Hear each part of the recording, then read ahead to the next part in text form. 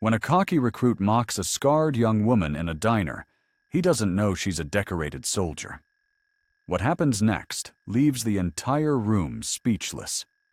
I sat in the corner booth of the Rusty Spoon, a small diner on Juniper Avenue in Carson City, Nevada, the kind of place where the coffee's always a little burnt, and the air smells of grease and nostalgia.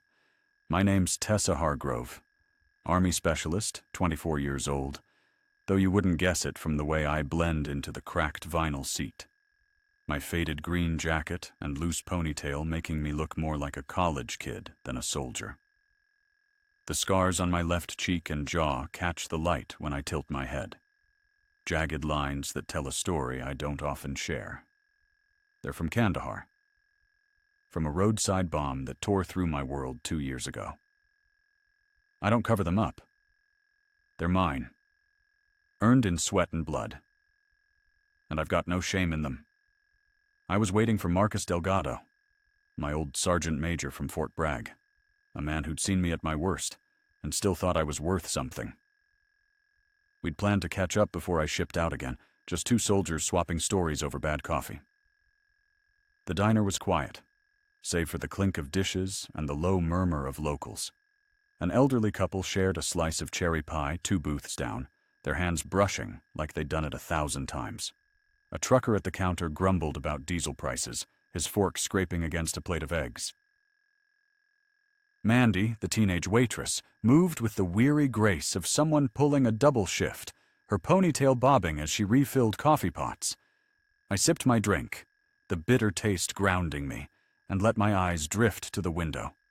Juniper Avenue stretched out under the late afternoon sun, its pavement cracked but clean, lined with small shops and a hardware store that looked like it hadn't changed since the 80s. I liked Carson City for its quiet, the way it felt like a place where time slowed down. I'd chosen this booth for its view of the street. Old habits from training. Always know your exits. My fingers brushed the edge of a worn photo in my pocket. A snapshot of my unit in Helmand. All of us squinting under a brutal sun. I didn't pull it out yet. I just wanted to feel it there, a reminder of why I was still here. The door jingled, and a group of young guys in crisp army uniforms strutted in, their laughter loud enough to cut through the diner's calm. Recruits, I figured, probably straight out of basic at Fort Irwin, a few hours south. Their boots shone, their name tags crisp. Too new to have seen any real dust. The tallest one, a broad-shouldered kid with a buzz cut and a smirk that screamed trouble, led the pack. His name tag read Caldwell. The others followed him like ducklings, sliding into a booth near the counter, their voices bouncing off the walls. I kept my eyes on my coffee, but I could feel them looking at me, sizing me up. "Hey, check out the girl in the corner," Caldwell said, his voice carrying like he wanted the whole diner to hear. "What's with the face? Looks like she tangled with a chainsaw and lost."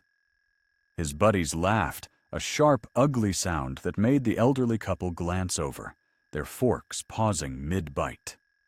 The trucker shifted on his stool, his eyes narrowing but staying silent. Mandy froze mid-step, her tray wobbling as she shot me a quick, apologetic look. I didn't move, didn't look up. I'd heard worse. In barracks, in bars, in the back of Humvees, people always had something to say about my scars. They didn't know what it took to earn them, didn't know the weight of the lives I'd carried on my back. I took another sip, slow and deliberate, letting the coffee's bitterness anchor me. Caldwell wasn't done. He leaned forward, elbows on the table, his voice louder now, like he was putting on a show. "Seriously, what's she doing here? Bet she's just waiting to flirt with some real soldiers." His friends snickered again, one of them slapping the table like it was the funniest thing he'd ever heard. My jaw tightened, but I kept my eyes on the mug. I wasn't here to pick a fight. I just wanted to see Marcus, to talk about the old days, to feel like myself for an hour before the army called me back. But Caldwell's voice kept digging, each word a jab at something I'd fought hard to protect. I could feel the diner watching, the air growing thick with their stares. The elderly woman whispered something to her husband, her brow furrowed. The trucker set his fork down, his shoulders tensing. Mandy hovered near the counter, her hands twisting her apron. "You got something to say, sweetheart?" Caldwell called out, his grin widening as he leaned back in his booth. "Or you just gonna sit there looking like you lost a bet with a razor?" The silence in the diner was heavy now, the kind that makes your skin itch. I could feel every eye on me, waiting for a reaction. I wanted to let it go, to be the bigger person, but something in his tone, the way he assumed I was nothing, lit a spark deep in my chest. I turned my head just enough to meet his eyes, my gaze steady, the kind that could make a man rethink his choices.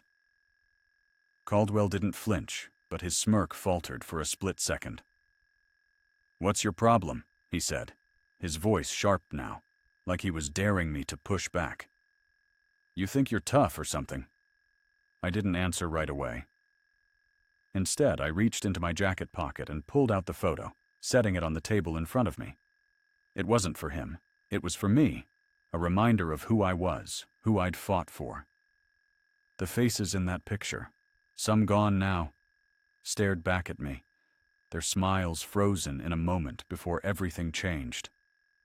I traced the edge of the photo with my thumb, grounding myself in their memory. Mandy stepped closer, her voice barely above a whisper. "You okay, miss?" "I can tell them to shut up if you want." I shook my head, my voice calm but firm.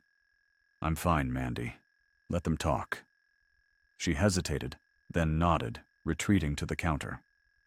Caldwell caught the exchange and laughed, a mean, grating sound. "Oh, look, she's got a fan. Maybe you should stick to coffee shops, sweetheart, instead of pretending you belong here." The words stung, not because they were true, but because they were so far from it. I'd spent years proving myself, earning my place in a world that didn't always want me. I'd carried wounded men through gunfire, called in airstrikes with my heart pounding, earned my call sign in ways these kids couldn't imagine. And now, in a diner in the middle of nowhere, I was just a scarred girl to them, someone to mock for sport. The door jingled again, and Marcus Delgado stepped inside. He was older now, late 40s, with a weathered face and a limp that told its own story. His jacket was patched, but the way he carried himself, shoulders square, eyes sharp, marked him as a soldier through and through. I'd know that walk anywhere. He spotted me, and a faint smile crossed his face. But it faded as he sensed the tension in the room. He started toward my booth, his limp more pronounced, but his presence steady, like a lighthouse in a storm. Caldwell didn't see him. He was too busy leaning forward, his voice dripping with condescension. "Come on, Scarface. Tell us how you really got those marks. Bet it's a hell of a story. Bar fight?" "Bad breakup?" I looked at Marcus, then back at Caldwell.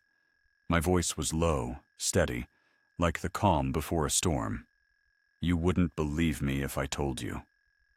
The recruits laughed, but it was nervous now, like they sensed something shifting. Marcus reached my booth, easing himself into the seat across from me.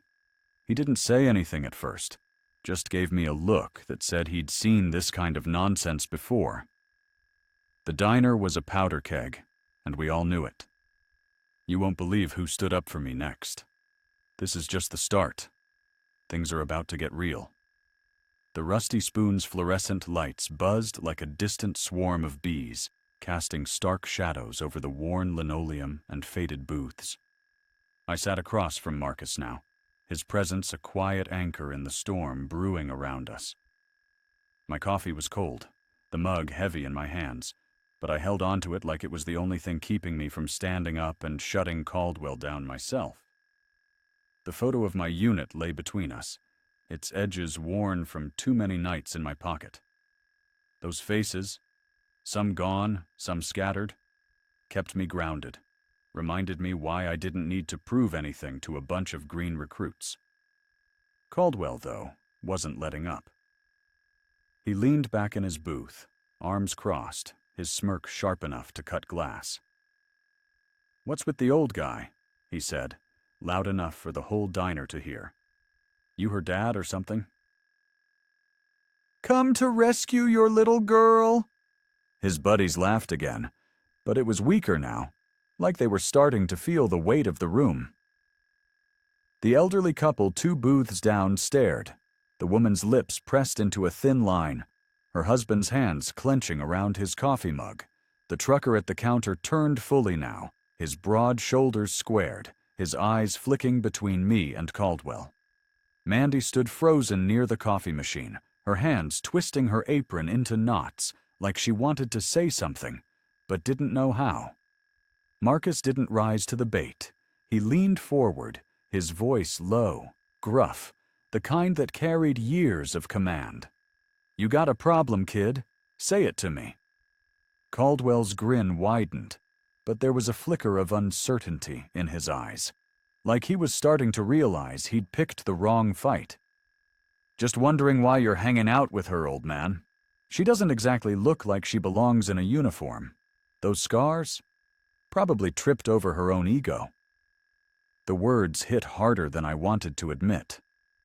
Not because I cared what he thought, but because they echoed the doubts I'd fought since the day I enlisted. Too young, too quiet, too scarred. People always had a reason to think I didn't belong. I'd proven them wrong every time, but it never got easier. My fingers brushed the photo again, and I could almost hear the voices of my team, the ones who'd called me Shadow, the ones who'd trusted me to get them through hell. Marcus glanced at the photo, his eyes softening for a moment. "You still carry that thing around?" he said, his voice quieter now.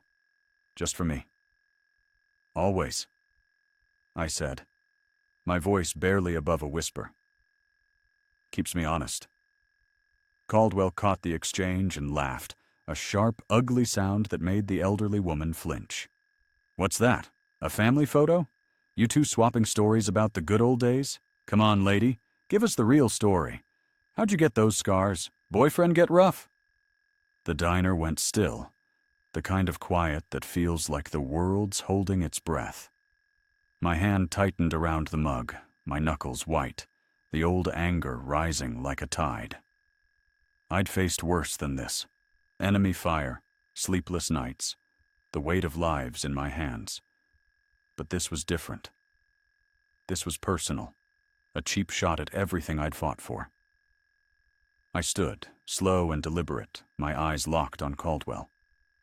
The room seemed to shrink, every eye on me, waiting for what came next. "You want a story, Caldwell?" I said, reading his name tag, my voice steady but sharp enough to cut. "I got one, but you're not ready for it." He scoffed, but there was a crack in his confidence now, a hesitation in his eyes. "Try me." Before I could answer, the door jingled again, and 2 soldiers stepped inside. They were older than the recruits, their uniforms worn but sharp, their posture radiating the kind of quiet authority that only comes from experience. The woman, mid-30s, had a sharp jawline and sergeant stripes, her name tag reading Lopez. The man, broad-shouldered with a scar across his temple, was Staff Sergeant Ellis. They scanned the room, their eyes landing on me and Marcus. Lopez's face broke into a grin, warm but edged with steel. "Hargrove, you starting trouble without us?" I felt a flicker of relief, but I didn't let it show. "Just waiting for you to show up, Lopez. Took you long enough." The recruits shifted in their seats, their bravado fading. Caldwell tried to hold his ground, but his voice was less sure now. "What, you got your whole squad here now? Still doesn't make you a soldier. Those scars don't mean shit." Lopez's grin vanished. She stepped forward, her presence filling the room. "You got a problem with my specialist, recruit?" Caldwell froze, the word specialist hitting him like a slap. His eyes darted to me, then back to Lopez, his smirk gone. "Specialist? Her?" Ellis crossed his arms, his voice low but carrying the weight of experience. "You boys are fresh out of Fort Irwin, aren't you? I can tell by the shine on your boots. You think you're hot shit because you survived basic? You don't know what real soldiers look like." The lanky recruit grabbed Caldwell's arm, his voice low. "Man, maybe we should drop it." Caldwell shook him off, his ego bruised. "What, you think I'm scared of her? She's just some chick playing dress-up." I could feel the diner watching, the tension thick enough to choke on. Marcus leaned back in the booth, his arms crossed, a faint smile on his face. He knew me, knew what I was capable of. Lopez and Ellis stood at my side, their presence a reminder of the family I'd found in the Army, the ones who'd seen me at my best and worst. I didn't need to prove anything to Caldwell, but the weight of his words, the way he dismissed everything I'd fought for, pushed me to the edge. What happens next, nobody saw coming. But it's going to set things right. The Rusty Spoon's air was thick, the kind of tension you could feel in your bones, like the moment before a storm breaks. I stood by my booth, my scars catching the diner's harsh light, my heart steady but pounding with the weight of everything I'd carried. Caldwell was still standing, his fists clenched, but his eyes betrayed him. There was doubt there now, a crack in his arrogance. His buddies sat quiet, their earlier laughter gone, their heads low like kids caught misbehaving. The elderly couple watched with wide eyes, the woman's hand clutching her husband's. The trucker leaned forward, his coffee forgotten, his face hard with something like recognition. Mandy stood by the counter, her tray trembling in her hands, her eyes darting between me and the recruits. Lopez stepped closer, her voice sharp enough to cut steel. "You okay, Shadow?" That word, Shadow, hit the room like a thunderclap. My call sign. It wasn't just a name, it was a badge, earned in blood and fire, whispered in barracks and briefing rooms. Shadow, the specialist who'd held a position against impossible odds, who'd dragged her team to safety under a hail of bullets, who'd called in an airstrike with her hands shaking, but her voice steady. The lanky recruit's jaw dropped, his eyes wide like he'd just seen a ghost. Caldwell's face paled, his smirk gone, replaced by something close to fear. I didn't acknowledge the call sign. I didn't need to. My eyes stayed on Caldwell, unyielding, my voice low but clear. "You wanted a story, Caldwell. Here it is. 2 years ago, Helmand Province. My team was pinned down, taking fire from 3 sides. I carried 2 men to cover, called in an airstrike, and held the line until the choppers came. That's how I got these." I touched my scarred cheek, my fingers steady, my voice calm, but heavy with memory. "What's your story?" The diner was silent, the kind of quiet that makes you feel like the world stopped turning. Caldwell's mouth opened, then closed, his hands unclenching as he took a step back. His buddies stared at the table, their faces red, their confidence shattered. The elderly man stood, his hands trembling as he clapped slowly, his voice strong despite his age.